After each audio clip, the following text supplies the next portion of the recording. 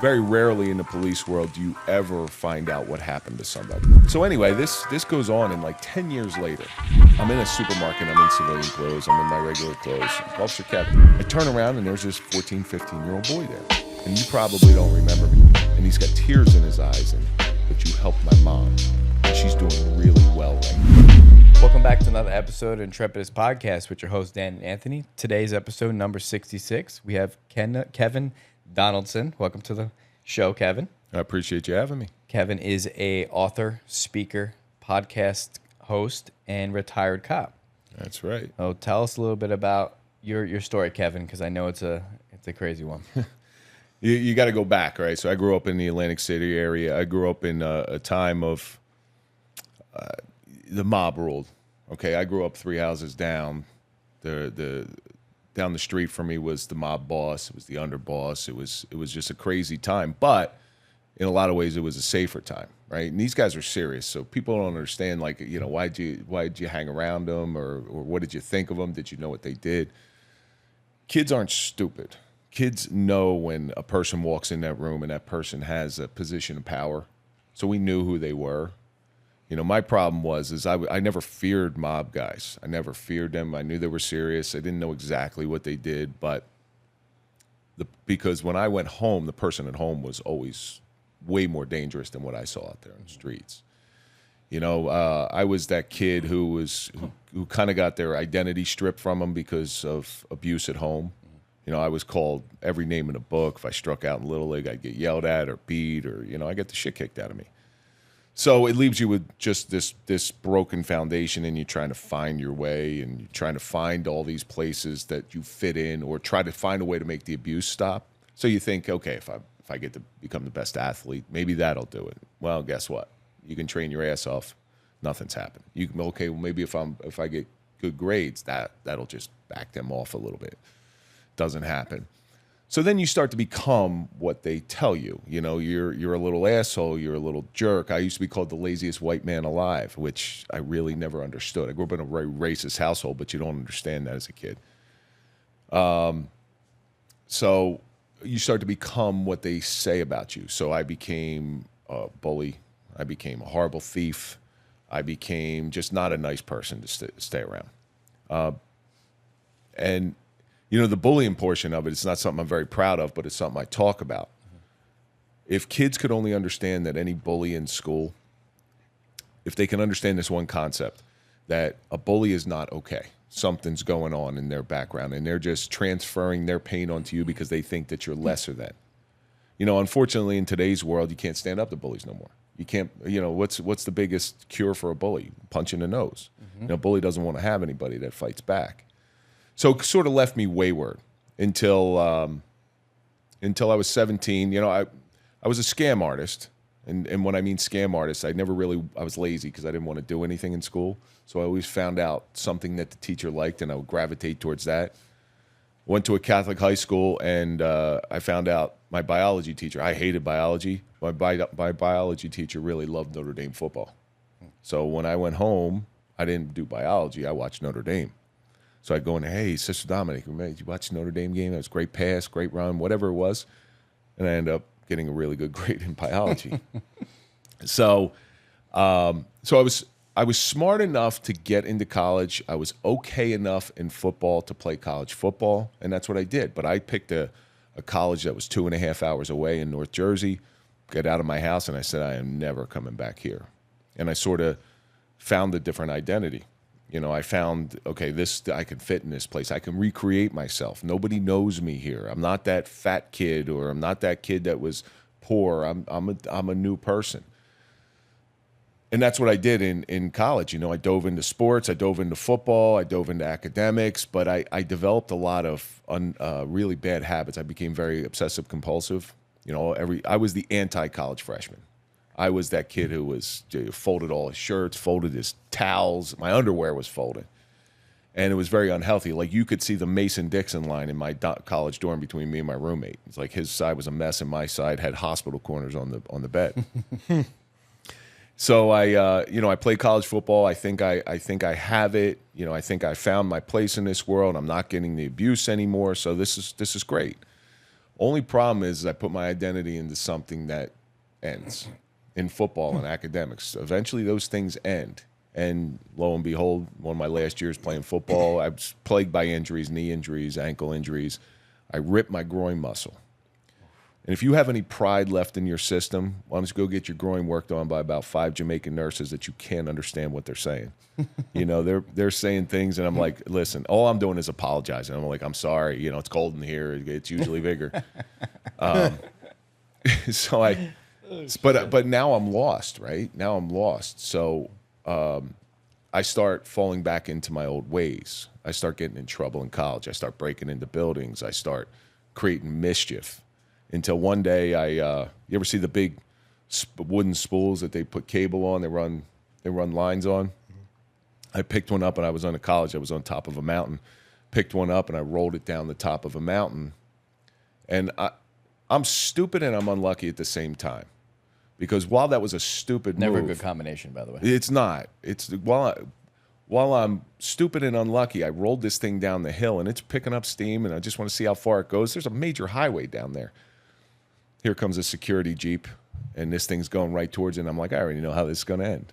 It ends the same way for every stupid person. And boom, and I owe that security guard a new pair of underwear if I could ever find them. But I run. People I was with, they don't understand the concept of snitches get stitches. So I got in trouble. They got caught. They dime me out, and I get kicked off campus. So the only way for me to stay in college and continue my degree to be a teacher was to live off campus and commute every day and pay. I was already paying for everything myself. So it became a very difficult life. That easy life that I walked into became a very, very difficult life, working my ass off just nonstop. But I was able to finish college, and I go to be a high school teacher. I always figured, listen, I want to be the person that I needed the most. I wanted to be the teacher who maybe identified there was something going on in the background, there was something happening at home, somebody to make an impact on these kids' lives in a positive way. So I get out of college, I go to graduate school, get out of graduate school, and I become a teacher. And here's what I realized about teaching. I think it's a noble profession, and there's a lot of good teachers out there. However, that being said, the ones that I work with were not good people. I loved working with the kids. Hated the other teachers. I could not stand them. The way they were talking about the kids brought me back to a moment in my life the way my father was speaking about me. So I did that for 1 year. Looked in the mirror one day, and I said, there is no way in the world that I'm doing this for 35 years. So What were you teaching? I was teaching high school English. English. So believe it or not, I have a concentration in Shakespeare. That's surprising. Yeah, it's always surprising when people see me. They're like, that, no way he's got any type of culture. Especially the way that I speak. That far. It's just Shakespeare. You just strike me as a Shakespeare major. Well, Shakespeare's cool. Shakespeare's awesome. He writes about badasses, like true badasses. Mm-hmm. You read the play Coriolanus. Coriolanus walks into the gates of this whole city. His army gets trapped behind him outside the gates, and he defeats the whole city by himself. This is one of the most badass people on the planet. So I gravitated towards that. I wanted to teach that to young kids. It's like an adventure. But I hated the other teachers, and I'm like, nope, I'm not doing this. So I bounced around from job to job until, I always stayed in the gym, and, there's gym rats in there. And I would always talk to the gym rats, or somebody worked out hard. Maybe we get a workout in together. And I would always work out with this one guy who trained really hard. And one day he brings somebody in with him. I didn't even realize the guy was a cop. I had no idea he was a cop. He was this guy who trained hard. Brings a guy in, and guy says, well, have you ever thought about being a cop? I was like, I don't know. I was sort of on the other end. Yeah, had my interactions. Yeah, but I never got arrested. I don't have any record. I have no parking ticket. I got nothing. So you're not that unlucky. No, I'm not that unlucky. I just was able to escape. And I was like, what the heck? The way he sold it, hey, you get a good pension, your benefits will be paid. You're never going to be rich, but you'll make a decent living. So I said, all right, I'll take the test. I took the test. I did very well, and I get hired in June of 2001. Enter into the police academy of August of 2001, and I had no idea what police work was. I had no clue. My brother always wanted to become a cop. I had no love for it at all. But to me, it was just a job. So I go into the police academy, and I'm doing well. I fit like a round peg in a round hole. The discipline was exactly what I needed at the time. And the academy's going great for like a month, and then the next thing you know, our captain of the academy walks in, and I'll paint a picture of this guy. White hair, white mustache. We just got done PT. Grape smuggler shorts. You know what I'm talking about, with the stripe on the side. Cock hanging out. Like Smuggler shorts. I can see the outline of his balls. Socks up to the knees. Now, he was a great guy. He really was a great guy, but he was a throwback to the 70s and 80s. Like if they could have cast him on Hill Street Blues. Comes walking in one Tuesday morning and says, "Hey, a plane just hit the World Trade Center." So when I talk about this across the country, they don't understand this. They think, "Oh my God, a plane hit the World Trade Center," or hit the World Trade Center. Planes hit those buildings in New York all the time. Planes were constantly running into those buildings. So it really wasn't that big of an alarm thing until 20 minutes later, says another plane just went into the World Trade Center. So everybody their assholes sort of puckered up. Now, me thinking of police work as just a job, I think the first question I asked the police chief when I took the test, I was like, "Anybody ever die on duty?" And he's like, "No." And it was an offensive question to him. It was like I asked, if I asked how many people banged your mother. Mm-hmm. And Good comparison. yeah, it was that look on his face, like an offensive look. But now I'm like, oh shit, what happened to that nice job that I had with a good pension and benefits and making decent money? Our departments recall us, and this just speaks to the chaos for people who weren't alive during that time. My lieutenant took 1 month into the police academy. I have not qualified with a weapon. My lieutenant takes me up to the armory, gives me my weapon, which was a Smith & Wesson SW40. It was like a Glock knockoff. Gives me my rounds. Says, "Put it in your holster. Don't shoot anybody, kid." And then I had to go stand post because we had a couple high-value targets in town. You got to remember, it was chaos. Nobody knew what was going on. The plane had just hit the Pentagon, and there was the plane they were tracking over Pennsylvania. So it was complete chaos. But what it did for me, it made me understand what police work was. So I'm standing out there in front of ADP, which controlled like 70% of the world's paychecks. Standing out there, and people are coming up saying, "What's going on? What's going on?" I mean, they didn't know that we didn't have any more information than they had. They were probably had more information than us because they were watching TV. It's like, listen, we're getting spotty information in. I don't even know what's real anymore. And you're just trying to fake it until you make it. So that day I realized what police work was. It's being that calm when people's lives are blown up. Chaos. The chaos that they were feeling in their lives because they had loved ones working in New York, they had loved ones in the towers. And they just want somebody to make them feel a little bit better. Secure. So, yeah, they're you see it in their face. They're wearing it all over their face. Everybody was. But I also miss September 12th, 2001. So September 12th, 2001 was the best time in the world to be a cop. Everybody loved us. I don't think I could pay for a cup of coffee even if I wanted to. It's a little different now, but that's besides the point. So we go back to the academy. And then I graduate the police academy, and I really did love that job. That was the best job in the world. And it wasn't the police, it wasn't the chases, it wasn't the high octane stuff. It wasn't it was those moments that you could really change people's lives. The one story that sticks out in my head the most, we had a suicidal female, and her mother had called. She's living with her mother. We go over there, and she's got a serrated steak knife, and she's going to kill herself. But she has a 4-year-old boy sitting on the bed next to her. Now, there's something called the 25-foot rule. You can't, it's a little bit bigger now, but at the time it was 25 foot. And you shouldn't go within 25 foot of somebody with an edged weapon because they can stab you, and those knives will go straight through a vest. They can stab you before you get your weapon out and you can shoot. Okay, so I'm obviously not a real big rule follower. So I sat on the bed with her because she just needed somebody. And I just talked to her. I'm like, hey, tell me about your day. I'm talking about anything but her holding the knife. And I'm watching her son. Her son's name was Mason. He's like, he's frightened. He's scared. Because to this 4-year-old kid, I was a uniform guy. So my uniform was always pressed. Like, everything was perfect. My shoes were shiny. My collar brass was always shiny. And he's curious, but he's scared because I'm like the big bad wolf at this time. As I'm talking to her, you see the kid just start pointing out stuff. He's curious. And I'm like, oh, that's where I keep my knife. That's where I keep my pepper spray. That's where I keep, that's my badge and stuff. And you watch this kid sort of just like stop from sucking up to his mother and just sort of moving over. And once the mother saw that interaction, something clicked in her head.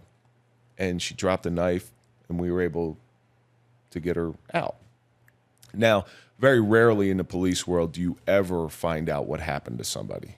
Okay, you go to a call, and then you go on to the next call, which is why I want to point out, be kind to police officers who are being jerks to you, because you don't know what they just came from. True. Like a police officer could come to your house, you got a theft, somebody broke in your car, stole a bunch of pocket change, and he shows up all pissed off 20 minutes late. Well, you don't know, because I've had this happen, you don't know that he just had to take care of a dead kid, and you're worried about that. It kind of puts your world in perspective. So anyway, this goes on, and like 10 years later, I'm in a supermarket, I'm in civilian clothes, I'm in my regular clothes, I'm pushing a shopping cart, and I hear, Officer Kevin, I hear somebody yelling in the back, Officer Kevin. And whenever you're off duty and you're not in your uniform and someone calls your name, your first words are usually, oh, shit. I turn around, and there's this 14, 15-year-old boy there. And he comes running up to me, and he goes, you're Officer Kevin? I said, yeah, that's me. He says, well, my name's Mason, and you probably don't remember me, but you helped my mom, and she's doing really well right now. Mm. And he's got tears in his eyes, and he comes in for this big hug. And I'm crying too, and like you just never see that. This is the unicorn in police work. But that's police work. That's what police work's all about. And I was ready to live my life as a police officer. I finally found that identity that I was looking for as a kid. But things sort of changed.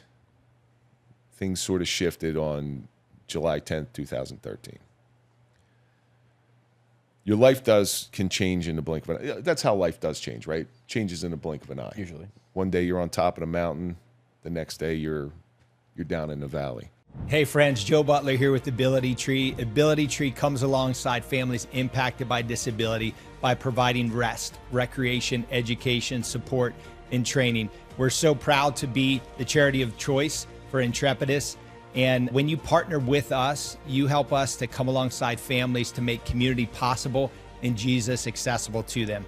Thank you so much.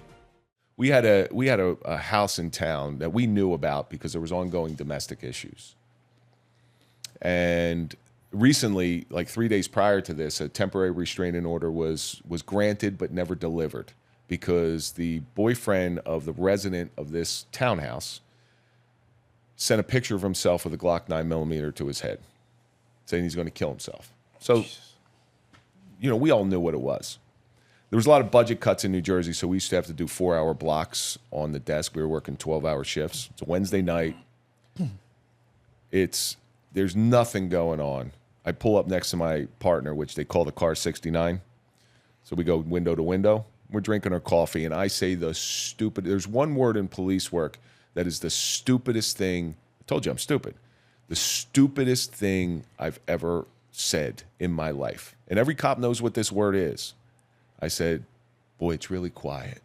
I wish anything would happen. Let me get out of the car. I got to go shoot a deer. I got to check the house for an alarm. Whatever. Just get me out of the car. But I had to cover the desk at 11 p.m. So we kind of put the town to bed. I go to do these plaza checks. We tug on doors and just make sure everything's locked up. And over the radio, crack. It says, start heading to this address. Open 911 call. Unknown emergency. So the 911 system was set up. So if you dial 911, we have to respond, whether it's a misdial, dialed an error, or actual emergency. So we know what's happening. My partner swings around. He's right behind me. We're doing about 70 miles an hour. trying to go car to car with our radios, trying to come up with a plan because we know where we're going. We kind of don't know what we're walking into, but we kind of do. The problem with working in a small town like I did is you become very complacent. Your edge is off. Pull up in front of the house. I leave my keys in my car running, my cell phone's in my duty bag, and we go up to the front door and we pound on the front door. We can hear arguing through the door. But Did you know that there was a restraining order on we knew the property going to the is that something dispatch tells you? The dispatch didn't tell us, but we knew because we get these things called track messages. They're like bolos. Be on the lookout for. Mm-hmm. So we knew this was an issue. Okay. And so we go up to the door. We pound on the door. It's a townhouse. We know that there's 3 egresses to the townhouse. There's the back slider door, the front door, and the garage. And we're on this small little porch. And we can hear arguing in the back. And when we pound on the door, we hear somebody through the door, a male voice saying, "Don't come in here, don't come in here." Well, we have to come in here. I have one of the bosses comes up, stands behind me. My partner goes around the back to make sure this guy doesn't flee out the back. And I go grab what's called a Halligan bar. It's like a fireman's crowbar. Mm-hmm. So on a cue, I start pounding the door to breach to make entry. I've had people ask me, "Why didn't you kick in the door?" And I said, because it's not fucking 1970 and it's not a closet door. It's a steel door. We only let rookies try to kick in doors because it's funny. So I start pounding on the door with the Halligan bar and I hear pop, pop, pop, pop. Fuck. Sort of drop the bar, go back, go underneath the window, underneath cover. And like, what the hell just happened? I'm worried about my partner. I know there was shots fired. I'm going over the radio, shots fired, but I'm also trying to reach him and I can't reach him. So that scares the hell out of me. So I worked in Roseland, New Jersey, very small town. So surrounding towns start showing up. Everybody wants to get involved. So as other officers start showing up and covering the front, I'm running around to check my partner. So I find my partner. What had happened was the guy in the house, his name was Anthony Vocatoro, had the gun at the front door, so whoever went in first, which would have been me, was going to get it. When he realized everything was falling apart, he turns the gun to the woman who is seated up against a wall, and he's going to kill her. So he exchanges gunfire with him, hits him once in the back, hits him right in the small of the back. They're made out of Teflon, so it's surprising that it even hurt him at all. So there was one of our sergeants that showed up at the time, and we make this makeshift plan in the blink of an eye that we have to go up on this little privacy deck, wood slats. It's about 9 by 9. And I look at the deck and I say, okay, if I go over to the right, I can see everything because we can't see him. We can only see her. We can see her seated up against the wall. So I go over to the right. I have the greatest cover in the world, which is patio furniture, which I do not suggest because it's not good cover. And the other 2 officers stand off to the left. Our plan was to throw a chair through the sliding glass door, and we're going to make entry. We're going to get to the person in need, and we're going to get her out at all costs, at the cost of our own lives. Like that, we knew that there's guns involved. So as soon as my partner picks up that chair and throws it through, glass goes everywhere. And I see the brightest flash I've ever seen in my life. I see heat, or I feel the heat hit my face. And if you've ever fired a weapon, when you're at the range, you'll feel blowback from the gunpowder hit your face. I feel that. And then I feel my left ear wiggle. This is all happening in the blink of an eye, but time just sort of slows down. I hit the ground. I knew what just happened. And there's 2 types of people in this world. So when danger hits, and danger will inevitably hit anybody, there's those people that run away, and there's those people that run towards. And the ones that run towards, it's like the calm in the chaos. Everything sort of shuts down. Even if you're in the range and you take your hearing protection and you just go like this while the bang's going on, you'll get tinnitus, right? Your ears will ring. Well, your body has this ability, this defense mechanism. Like my ears never rang. I was never panicked. I was never scared. I'm sitting there on the ground, and just to speak to how calm I was, I knew I had just been shot at. You used to keep your keys on the antenna of your radio. My keys were there. They popped off. And I was like, oh, my keys fell off. Picked up my keys, put them back on my radio. And now what had happened was Anthony Vocatoro was behind the pillar right next to the sliding glass door. As soon as the chair went through, he put his gun around and fired. And the gun came and wiggled my left ear. So it just barely. Like, it wasn't even that big of a deal. But I'm on the ground. I'm not sure if I'm shot at this time. The guys off to the left are able to get off the deck, and they keep yelling out to me, like, are you shot? Are you shot? Now, I see blood everywhere. There is blood all over the deck. It's all over me. I'm like, I don't know. There's a lot of blood, and my shoulder hurts. Turns out my shoulder hurts because I'm a fat ass, and I came down the wrong way. But what had happened was I went down on all the shattered glass, and glass got embedded in my arms.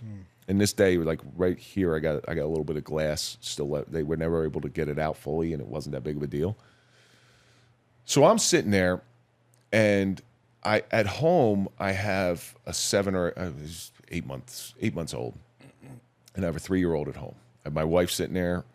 It's 11 o'clock at night, and I'm thinking to myself, my God, this is it, because I know there's no glass in the window, and I know if I crawl out to go to the deck or go to the stairs, I'm an open target. I can get shot in a second. Now, regardless of what you see in front of you, this swimmer's body, I do not move very fast.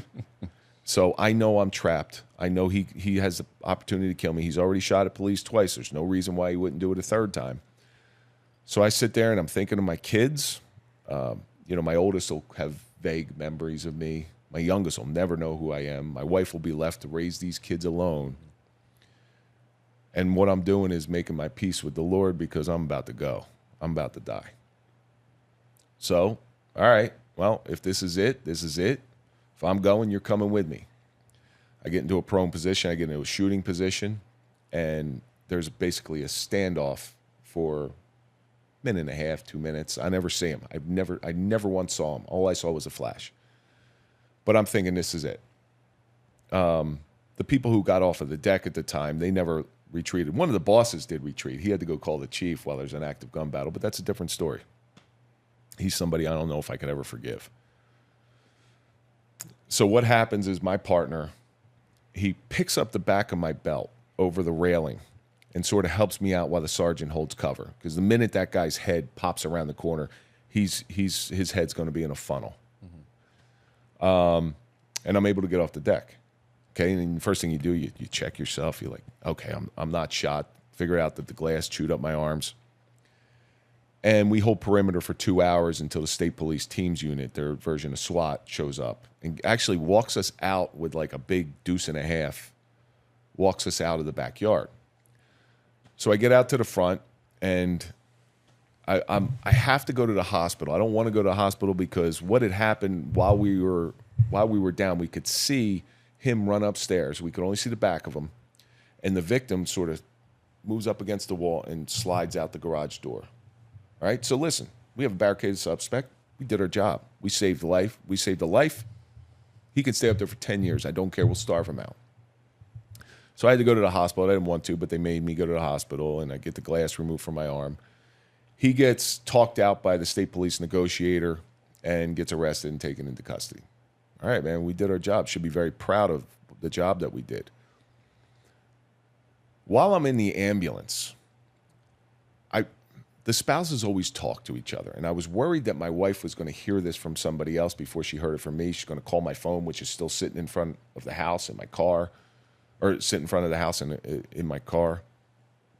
So I picked up I grabbed the EMT's phone, and my wife's number is the only number I know off the top of my head. I call her up. Now, I thought I was doing the right thing.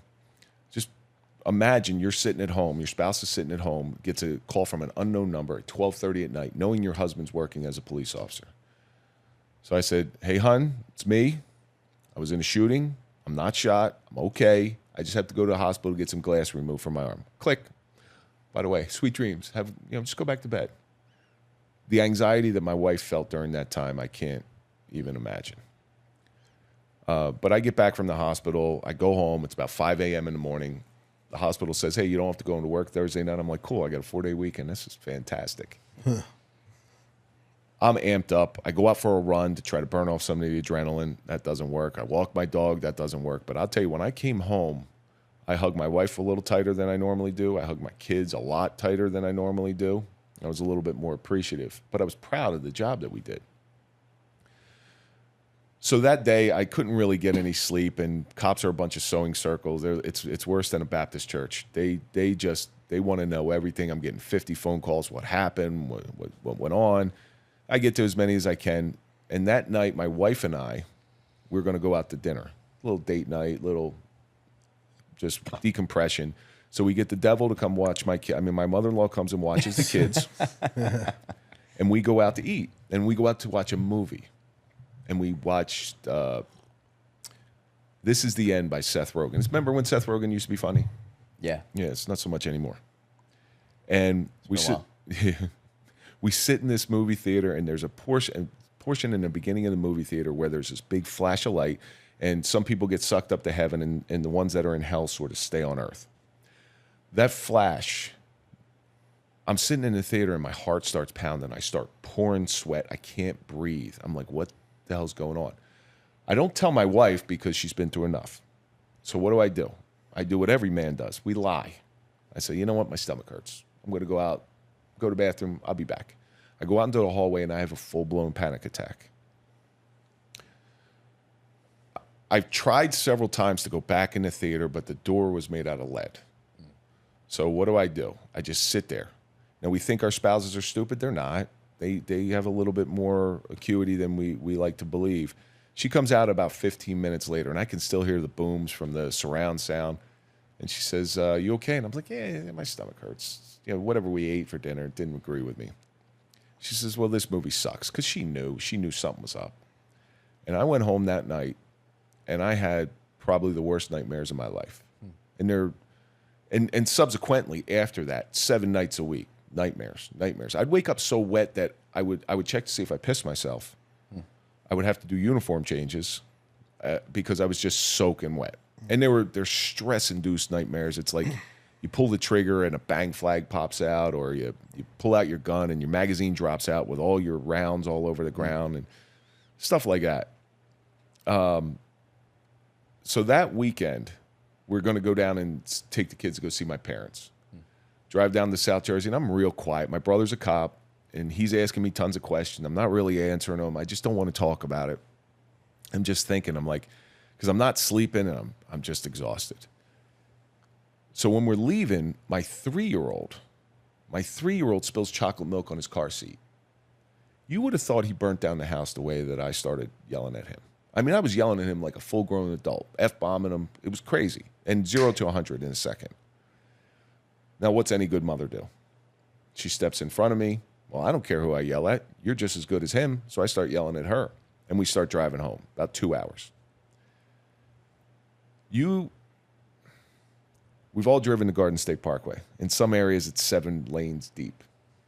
My wife is begging me to pull over to the side of the road and let her with a 3-year-old and an 8-month-old out on the side of the Garden State Parkway. That's how bad that ride was.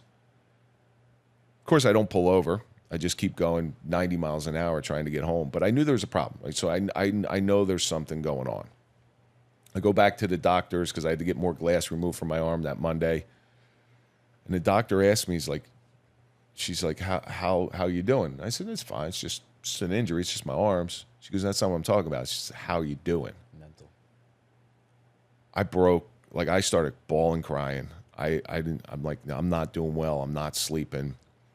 And the only thing that seemed to give me a little bit of peace is I was never a really big drinker, but I drank.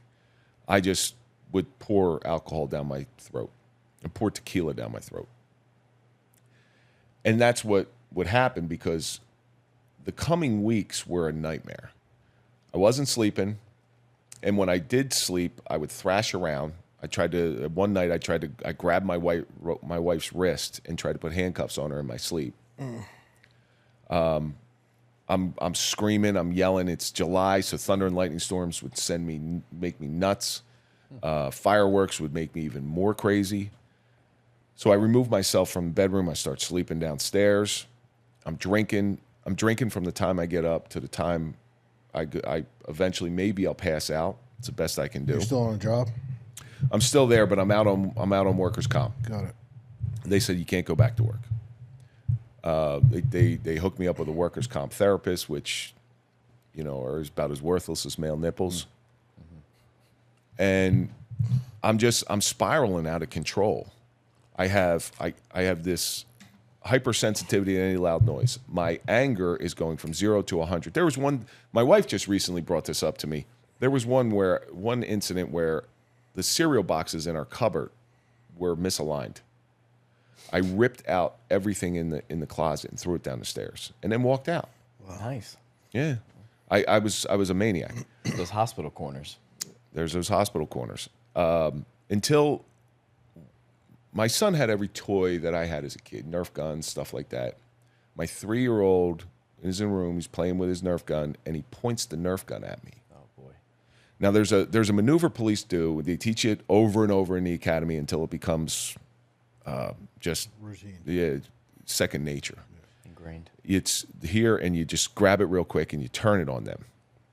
Well, my son points this Nerf gun at me, and I do that on a 3-year-old without thinking. And then I look at him, and I know you're a father. Are you a father? No. There's a look on a kid's face when they're really scared. It's not crying. It's just this blank, mouth open look when they're really scared. They're so scared they can't even cry. That was the look I was looking back at my 3-year-old. And it scared me more than it scared him.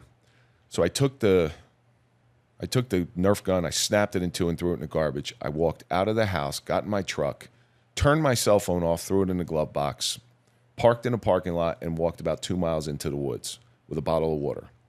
And one thing that I have to tell you, because I wasn't sleeping, I was getting paranoid. I was drinking. So I started carrying my off-duty weapon.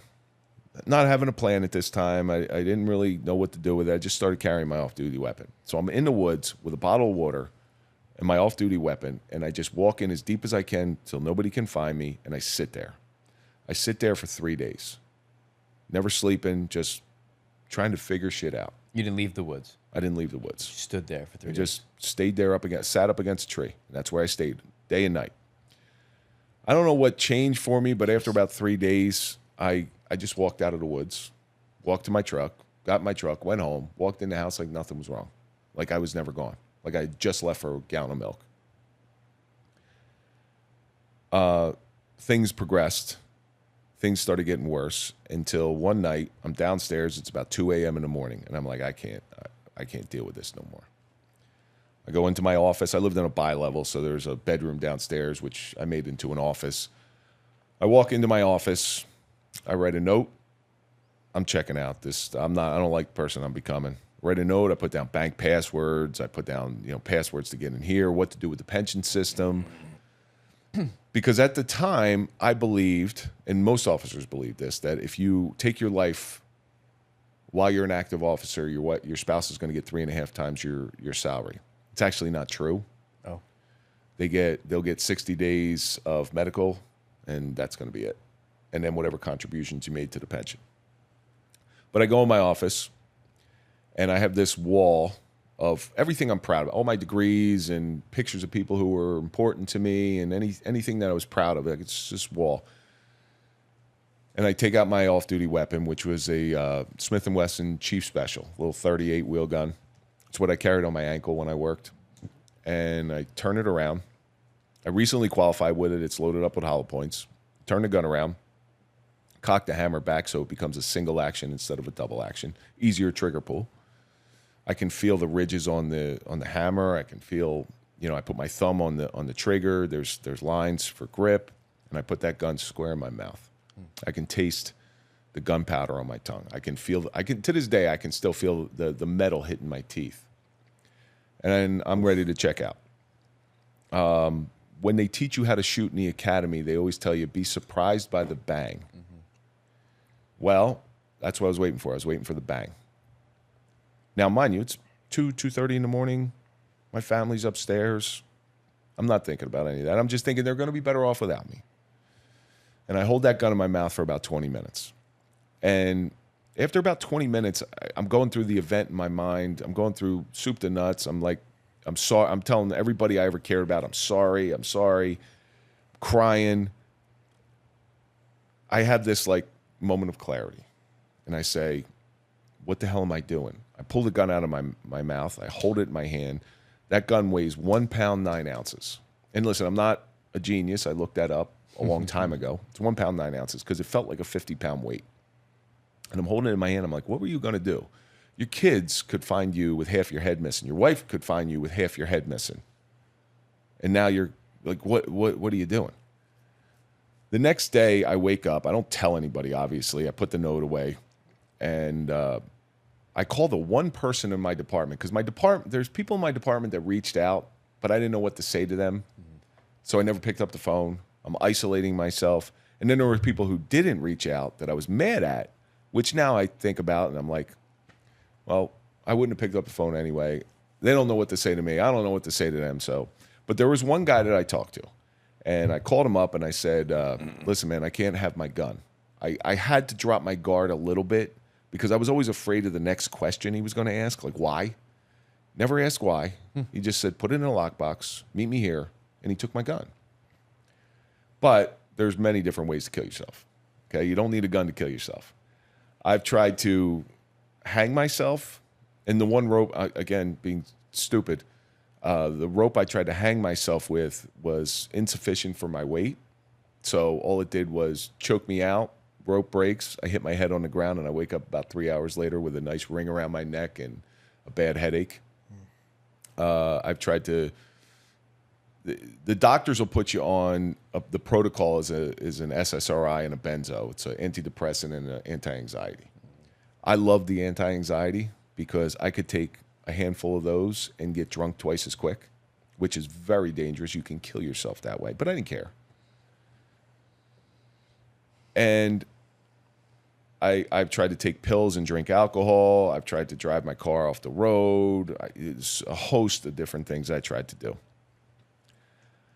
And I think the worst of it came, and there's pictures. There's actually a picture of me and my wife together, and you look in my eyes and there's nothing there. It's just I'm not there. The worst day, though, was I'm sitting in my therapist's office. My therapist is this old Italian from Newark, like many saints in Newark. That's where he grew up. And he only treats cops. And he kept telling me. Is this the workman's comp one? Or no, is this is mine. Your own personal? This is mine. He kept telling me, he's like, dude, you're fucked up, man. Like you have to own that. You're fucked up. He tells me, how he did it was so messed up. He brings in a Colt 45 weapon. I don't like guns. I don't even want anything to do with guns. He's a gun fanatic. Brings in a Colt 45, a World War II model. It's got Bakelite handles. It's very unique looking. Pretty badass, yeah. It's beautiful. It's in perfect condition. And he says, I'm thinking about selling this gun. What do you think? So, not to appear unmasculine, I take the gun, I'm holding it in my hand, and I didn't even want this thing, but I'm trying to play it off. I hand it right back to him. I'm like, wow, it's a really nice gun. I think you get a good price for it. He looks at me and he goes, you know you can never be a cop again. I was like, what are you talking about? This is like October, November, something like that. He's like, what are you talking about? He's like, I just watched the way you handled that weapon. You can never be a cop again. So I had to come to terms with the fact that I can't do that, and I had to try to put in for my retirement, which is a gamble. It's not a guarantee that you're going to get your pension from something like this. One of the things I realized is I had to straighten up my life. All right, so I'm drinking every day. There's a big problem. I have to check myself into rehab. I have to get clean. Let me start there. At least I have a jumping off point. So I check myself into rehab. Turns out I don't like enclosed places very well. And I checked myself into rehab November 26, 2013. And I never had a drop of alcohol since. Because when I got into that room, there was a guy in there, and I was like, what are you in for? And he goes, heroin. And I was like, did you get arrested? And he goes, yeah, I got arrested. And I said, do you remember where you got arrested? And he mentions my brother's department. And being unlucky, I'm like, I already know how this one's going to end. His brother arrested him. My brother arrested him because he goes, he didn't know my last name. He goes, that motherfucker, if I see him again. So I get myself clean, I go home, and I start trying to repair relationships, but it's a long road because there's all these things just keep coming back. My anger is off. Even to this day, my anger is still off the charts. But one of the things I got involved with was group therapy. Group therapy, because you think, number one, you think you're the weakest man alive when you're going through something like this. And you think you're all alone. So you can't even talk to anybody about it. When I sat in group therapy, it was the only place I felt normal. Because all these other officers who were also involved in shootings were going through the same things I was. And I retired June 1st, 2014. And now I'm 39 years old. What do I do with my life? I'm a kid. What do I do with my life? I get to, now that identity, the identity that I put into being a police officer is all gone. And I just sort of find my way. But the one thing I always did was I always stayed in group therapy, even after I retired, because when I was going through, when I was really bad, there were some officers that really clung to me, made me feel better. And I always felt like I owed. So I always tried to give that back, help guys through the pension system, help them trying to get through their stuff. And that's what I did. And I did that for like 6 years until we had this little thing called lockdown. But while I was in group therapy in 2014, so I've been in group therapy for a year. I see this guy walk in, and I know him. I've known him for, 25 years at this point. Comes walking in, and I see that look on his face because trauma can identify trauma. And his name was Mike Felice. He comes walking in, and I see that look on his face. I'm like, bro, you're about to go on a wild ride, my friend. I said, I'll tell you what. I'm gonna be the person that I needed the most. Same thing I did when I was a teacher. He had my number. I said, make sure my number's in your phone. Here it is again. We're going to talk. Give me your number. And we talked every single day. And we became as close as brothers. So in 2020, if you remember that little thing that happened, lockdown, couldn't go to group therapy no more. Couldn't do what it made me feel better to help somebody through. It made me, each time I gave an officer a little bit of peace, it made me feel so much better. And that was gone in just March, whatever it was, it's gone. So I started Suffering Podcast because what I had learned over that time was the suffering that I endured made me into the person that I was.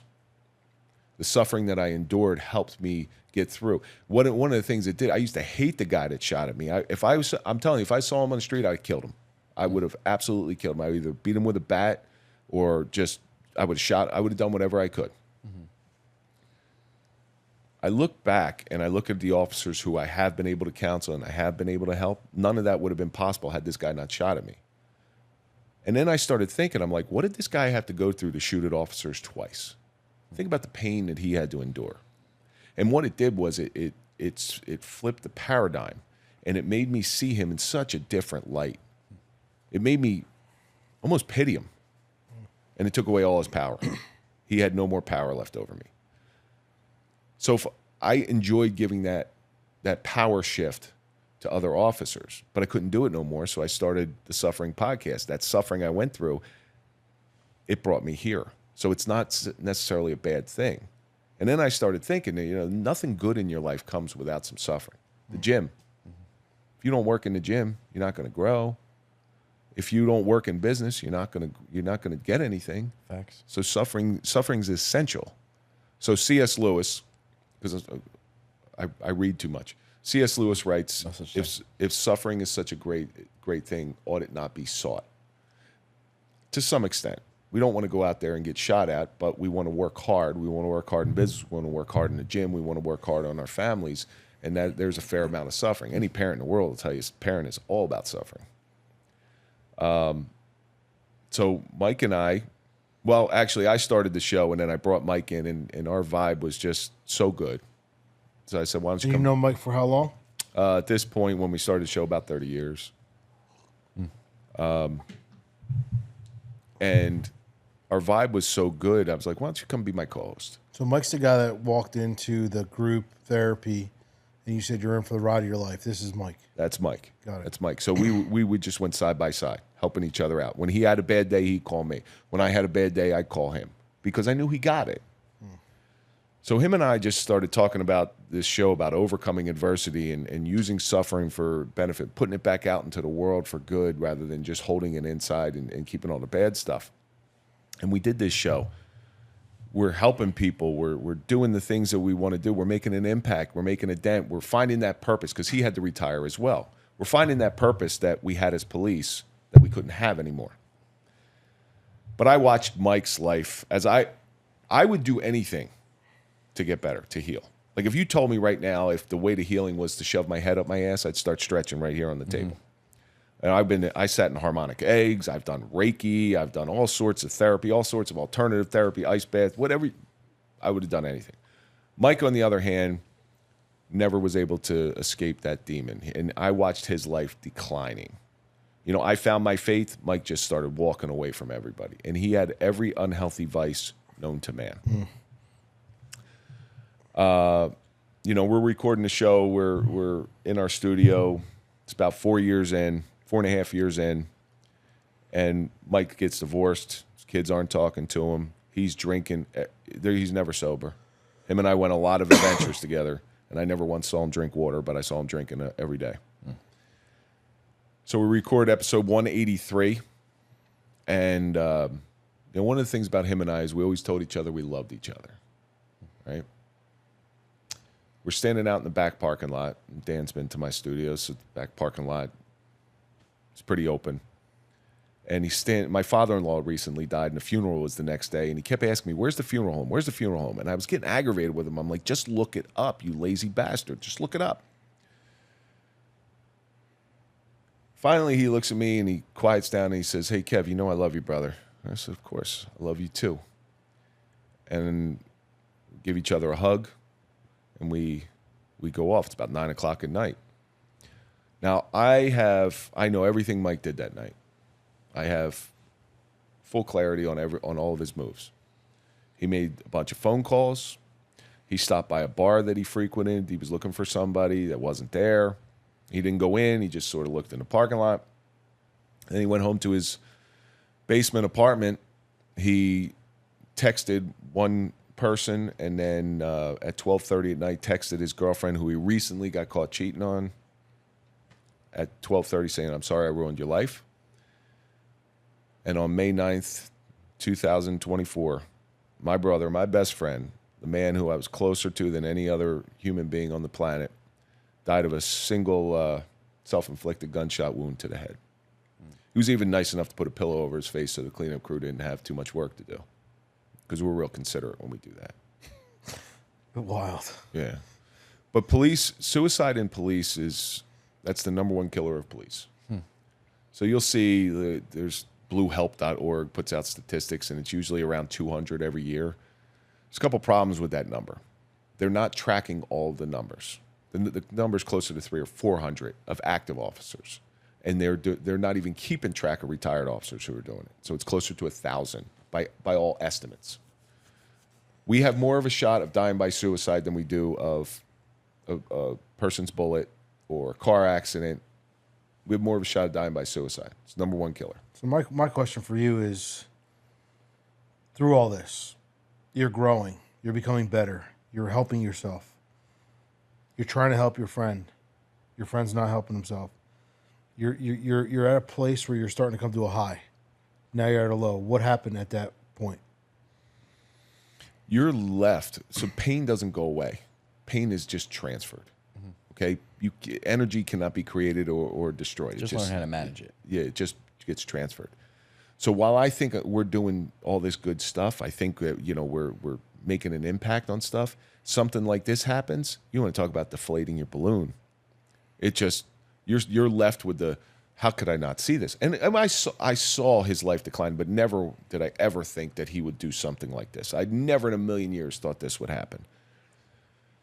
As a matter of fact, I have a group of friends. I have three. Mike was one of my four other friends, and the three of us would speak nightly, like, "Hey, we got to get him into rehab." We were actually going to go over his house that Saturday, and we were going to kick the shit out of him and drag him to rehab.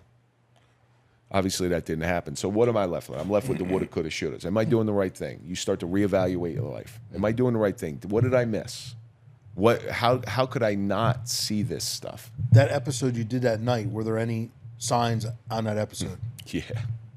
Yeah, so I do an Instagram live before every episode. It's kind of like a pre-show type of thing, just a little fun. And we're talking about loss that night, oddly enough, because my father-in-law just died. And he's in there, and Mike's not doing well. He's inebriated. I know he's inebriated. He became inebriated a lot, but I sort of just dealt with it, figuring, okay, I'm going to stick by him until this passes. And at one point, and you can see this, it's on my Instagram page, he turns to me, he goes, oh, there's going to be a lot of loss tonight. To the point, I had no clue what he was talking about. I turned to him and I go, what the hell what? And I'm live, so I just kind of keep going. Yeah. Well, isn't that the truth? Isn't that the truth? I remember that night, I went to the next day I went to the funeral, and that night I went out to dinner with a bunch of pro football players.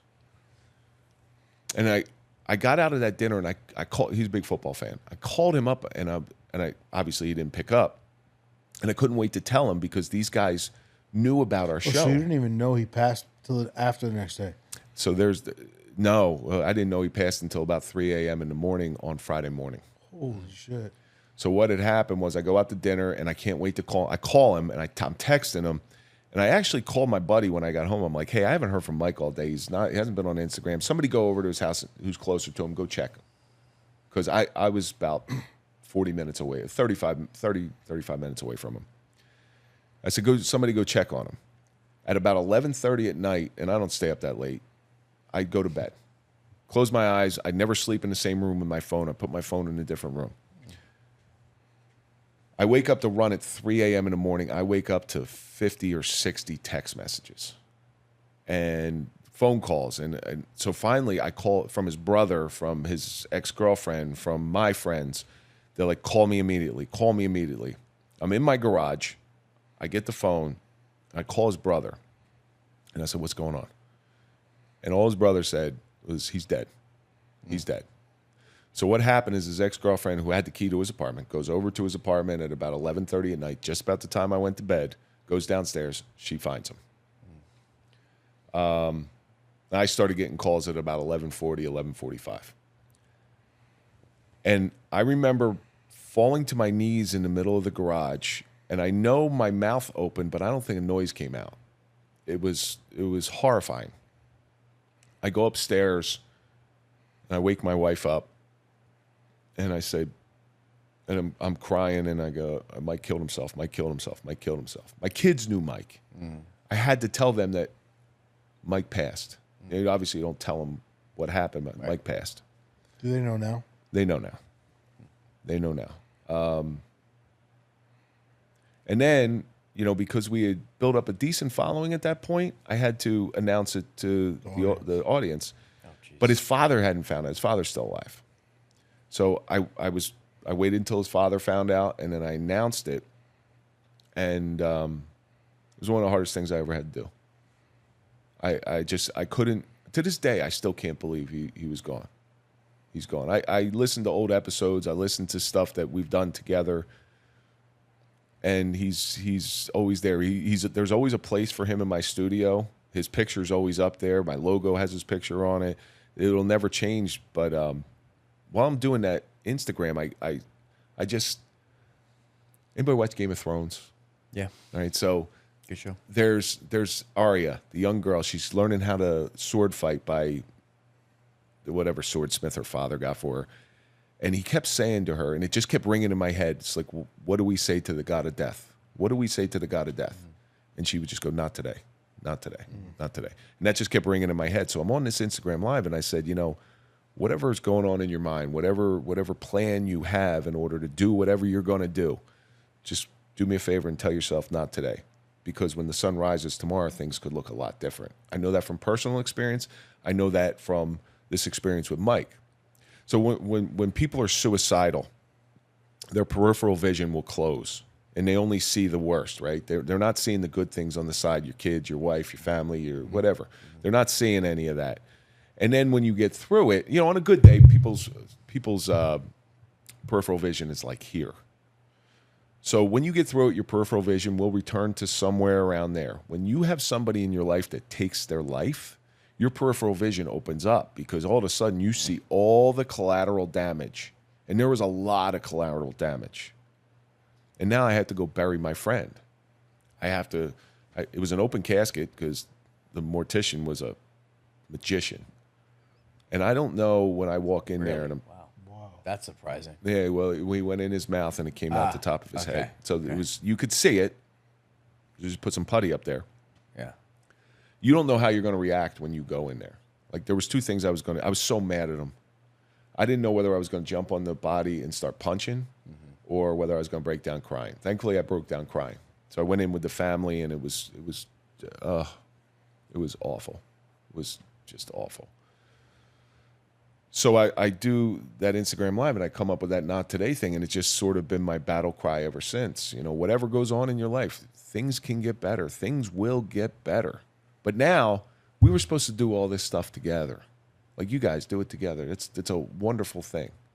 You know, and there's going to be rifts between you guys. There's going to be little tiny arguments. None of it means anything. None of it's worth it. Because when you guys separate and one of you goes and We need to hear that today. It's funny. What are the chances of that, huh? It's just not worth it. I'm telling you, it's not worth it. Yeah. Because when one of you are gone, that's it. You're alone. You know how got many nothing. times like it's ran in my head? It's weird. Like I could never do this without him. Like I always thought, like how about one day he didn't want to do this no more? Like I can't do this without him. Like because this is us. We literally fucking came up with something. We sat there. It was off the cuff. Off the cuff. Most We're in a random thing in the world. mastermind, and I'm like, yo, bro, we need to start a podcast. He's like, huh? I'm like, we're fucking doing it. You know what I mean? And it's like this is something that we created from the beginning. We've done so much stuff, and you know, there's been I can't tell you. I don't know, probably a dozen times I've thought in my head because I'm very passionate about this, and I know he is too. And now, like, we're stepping into this next zone. And I think, like, you know, I can never do this without him. I always think, like, how about if I have to sit in that seat by myself one day? Like, I could never do it. So, like, a lot of power to you, bro, because that's went through my head. And I've also been at a point where I almost took my own life. Nobody knows this. I've never, like, been public about it or whatever, but going through my divorce with my ex-wife, dude, one day for, like, 4 hours, like, I was sitting under a bridge and you know what I mean? That was it. And then, like, I don't know, something clicked. A boat passes me, and there was, like, a kid in a boat with his dad, and it was, like, boom. It was a rude awakening, and I was like, I get the fuck out of here. I believe now that is signs from above. Something was put in your field of vision for a reason. So you talk about sitting in the seat alone. The night of the funeral was a Wednesday when the service was. I record on Wednesdays. I had a guest scheduled prior to him doing this, and everybody's like, even the guest is like, I understand if you don't want to do it. I get it. She was traveling, and I get it. And I said, no, I have to do this. I have to get in there. It was one of the hardest. It was the hardest episode. I remember I'm standing there and I'm talking to this woman. Her name was Suzanne Chabot. She's a therapist from like Connecticut or something. And I'm trying to fight back the tears, and I'm trying to be a professional and stuff. But I remember after the recording, I ran out of the studio and I went into the bathroom and I broke down. I lost it. But I felt like I had to do it. So here's what I'll tell you. It's not as fun as it was because we used to bounce back and forth. It's a lot more work. You can do it alone, but it feels like walking backwards. Right. Okay? You walk backwards long enough, you'll be okay at it. It takes a long time. I'm not saying you ever. But it's not what you guys. The same. It's not the plan you guys originally had. It's not the same. Yeah. I will tell you wholeheartedly. Now, my benefit is I have some people around me. I have those 3 other guys that are left that are always there to support me. They're the guys going to get a shovel if I need to bury a body. Those are the guys I got. And without those guys, it's Tom Flynn, Bobby Crudell, and Mike DePalma. Without those guys, there's no way I'm doing the show. Right. There's no way in the world I'm doing it. But now it's to the point where I have to continue to do it because this is something we started together. You're no longer here. We started this mission. It has to move forward. And like I said, the hard part is when it becomes a business, and podcasting to some extent is a business. You have to run it like a business. Nobody's independently wealthy where they can just throw money to the wind and say hi like two kids talking on a walkie-talkie. You got to have some substance to what you're talking about. But I will always encourage, especially with partners, it's just not worth it. One of you is going to get butthurt about something the other one does, or the other one does an interview that you wanted to do, and bad feelings. And that stuff happened with Mike and I. It happened with Mike and I all the time. And I used to get so mad and upset about it. And now I'm like, God, what a stupid thing to get upset about. We do it a million times over if it just means he was here. Yeah, I would give everything up. It's the same. So there's a couple of regrets I have in my life. Number one, my regrets that I didn't just grab him and throw him off the show and say, this seat's always available for you, but I want sober Mike. I want clear Mike. Yeah. But I was too afraid to lose a friend because I knew this was his last bastion of any type of stability. I was too afraid to lose a friend and have him hate me. Now, so here's where it shifted. Now, I've done this several times now. How I approach people in crisis is a lot different. If I see somebody drinking too much, you'll be the first person I'll give a call to. No hesitation. Nope. Yeah.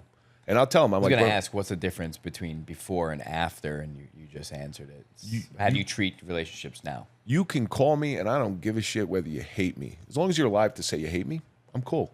That's fine. It's a win. That's fine.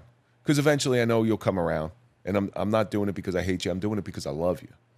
I tell people in my life now that I love them much more. So the secret to a happy life, it's very easy. Be honest. Tell those you care about you love them. How about when you have someone who maybe has battled addiction, you've helped them, but you help them and you're never good enough, and it's never like you're still always a problem because they still feel like you owe them something. So there's some people where it's too soon to give them help. Meaning like, whatever, bro. Like I helped my brother, right? So many times, and he just moved off to Florida. I hate talking about my family, but this is true. Like he moved out to Florida, with this girl he was with. Everyone told him it wasn't going to work. Like they had a shitty relationship here. What makes you think it's going to be there? I had to talk with him. He's like, I feel like I got to give it a shot. And then it's like, all right, so they break up, and now like him and his daughter are living on their own. Now it's like, all right, now you're in trouble. Come to me. And I'm like, bro, I can't help you. You know what I mean? Like this is not my problem anymore. Like I've helped you so many times in your world, but it's like comes to me because I feel like he feels like I owe him the help. Either of you ever been a lifeguard? No.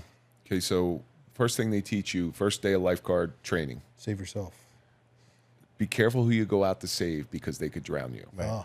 Right? Because they're in panic. They're going to pull you down. And then what happens? You both drown.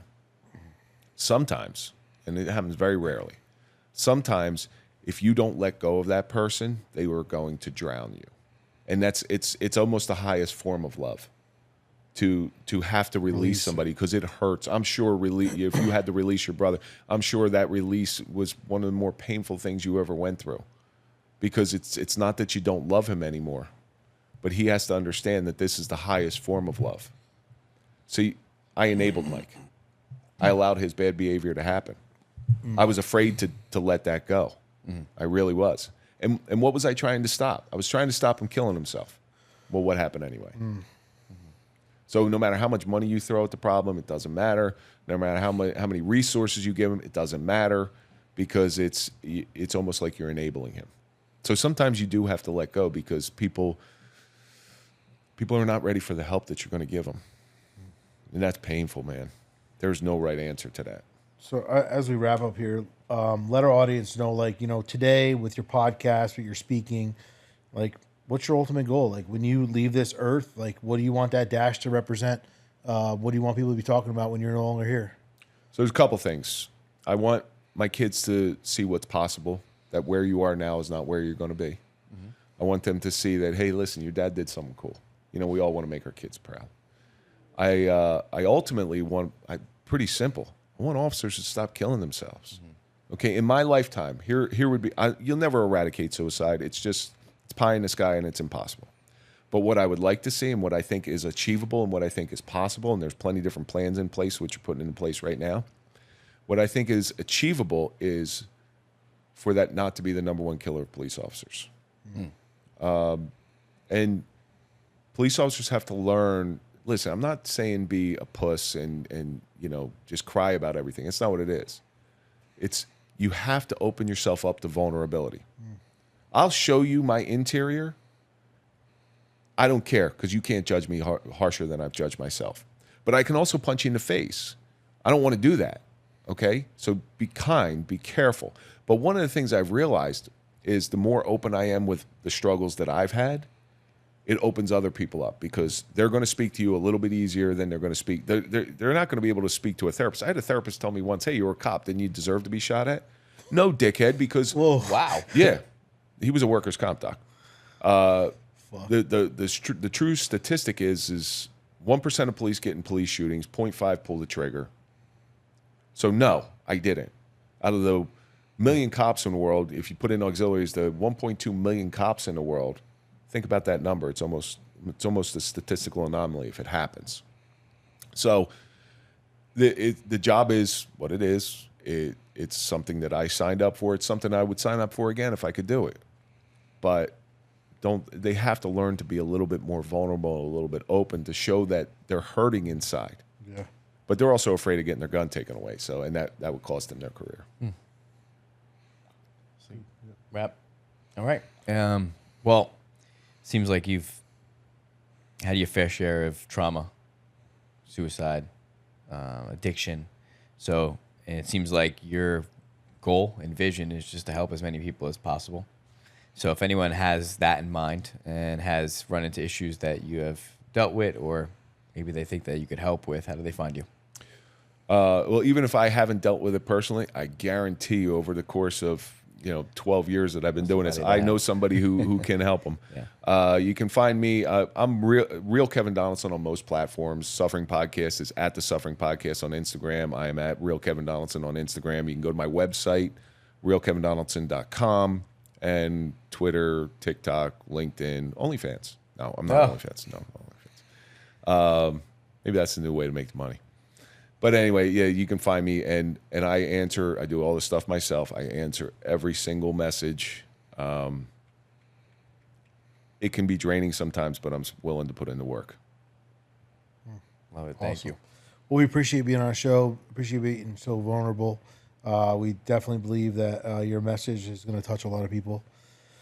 And it's almost, 12 years to the day since you, the 26th, you said, right? That's 26, yeah. My son's birthday. So we appreciate you. We'll make sure that we insert all your information. And thank you for being a guest. So, guys, if you're not following us on YouTube, Spotify, Apple, make sure you do so. Hit like, hit subscribe. We appreciate all of you. Keep sharing the message.